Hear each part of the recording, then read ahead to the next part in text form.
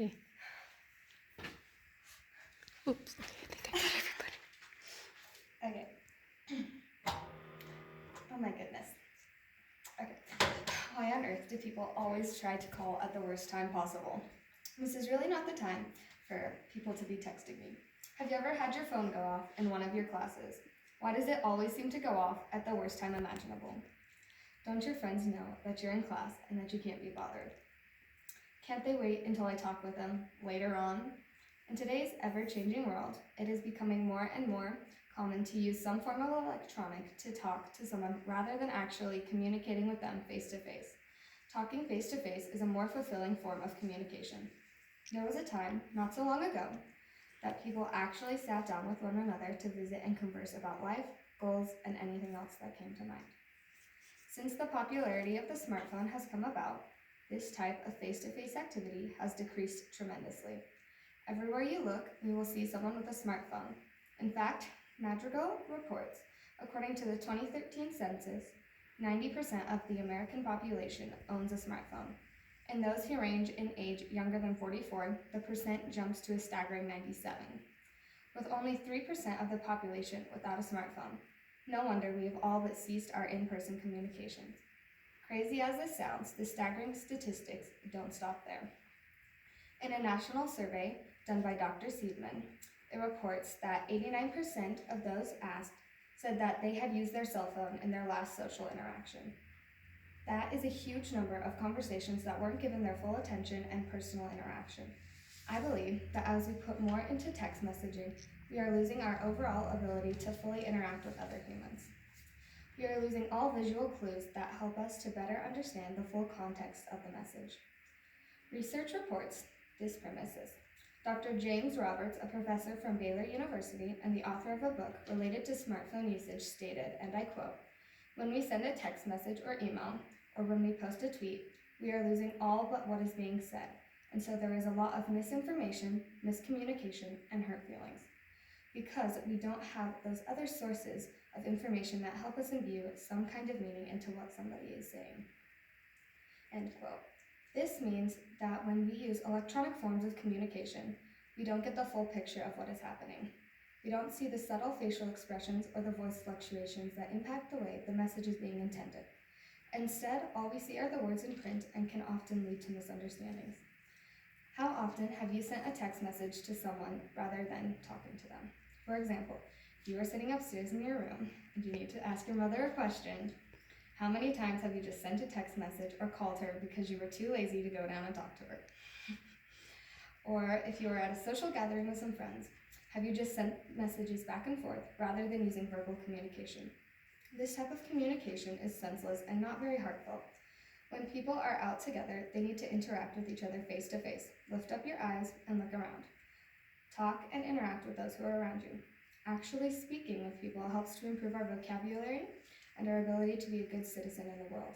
By actually talking to people, we are able to really show our true emotions by laughing, smiling, or even crying. Emotions aren't as clearly expressed with an emoji. This is a continual use of our phones leads to an addictive behavior. Mark Glacier wrote the article, "How Cell Phones Are Killing Face-to-Face Interactions." He made the observance that society is more than ready to pull out their phones no matter what is going on.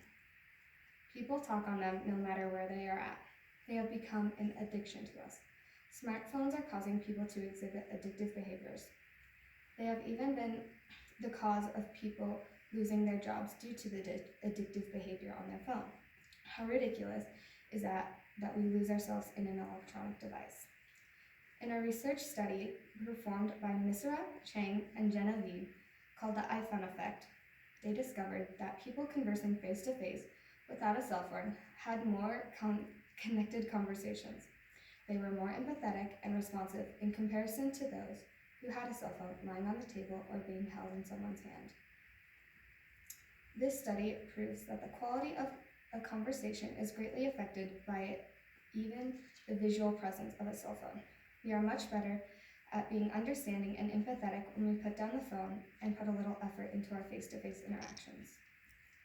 There are, however, times when an electronic conversation is necessary. When that need arises, there are always ways that it can still be done to see the person we are talking to. It isn't difficult to connect using Skype, FaceTime, or Google Duos. Each of these apps allows people the ability to see the person they are talking with. Electronic communication has been a necessity while we are dealing with the COVID-19 pandemic. It has allowed us a way to stay connected to people outside of our small confines. Take, for example, being able to deliver this speech to the required 5 people. Being able to Skype and visually be aware of others confined somewhere else is a huge plus. I think that by using an electronic form of communication that allows visual imaging of those you are connecting with is a close second to being there in person. You are still able to see their expressions and their body language. With all of our college courses now being online, the format Zoom is another way we are able to see those we are in class with and see the information that is being presented. These video conferences allow us to actively see our classmates and teachers and visualize their verbal responses and body language. It also allows me the ability to continue receiving immediate feedback from my piano professor while I am practicing or in lessons. Without this form of communication, it would be very difficult to continue with our college studies. The research clearly shows that as a society, we are losing our interpersonal skills. This doesn't mean that everyone should just turn off their phones completely. That isn't even a reasonable suggestion. Instead, we need to be more aware of when an appropriate time would be to pull them out and use them. Even though our world is continually changing, we still need to be an active part of it. Using our voices to communicate with others is definitely the best choice of action. It is better for our society as a whole. It makes us a better communicator and listener when we actually speak and listen to others. So the next time you hear the notification buzzing on your phone, ask yourself, would it be better if I talked to this person face-to-face rather than sending back a text? Face-to-face communication is valuable to our society. It provides us with a much richer form of communication. Okay. That's it.